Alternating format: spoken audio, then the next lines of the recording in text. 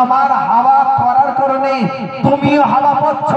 ঠিক সেরকম আল্লাহর ওলির দরবার, আল্লাহর ওলির জায়গা, ওই জায়গায় এখনো আল্লাহ আল্লাহ আল্লাহ লা ইলাহা ইল্লাল্লাহ করতে ওখানে ইন্তেকাল করেছেন, ওখানেই মাতম হয়ে গেছে। মাতম হওয়ার পরে ওখানেই বসে বসে তিনি জীবিত অবস্থায় আল্লাহ আল্লাহ যেমন জিকির করতেন, কবরে শুয়ে আল্লাহর রহমত, আল্লাহর বরকত তিনার কবরের মধ্যে নাযিল হয়, তিনার কবরের মধ্যে নাযিল হয়।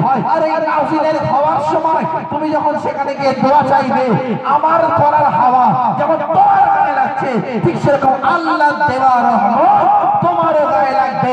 আর তোমার গায়ে যখন লেগে যাবে, তোমার দোয়াকে আল্লাহ কবুল করে নেবে। সুবহানাল্লাহ, সুবহানাল্লাহ, রিসাক আল্লাহ তাআলা কবুল করে নেবে।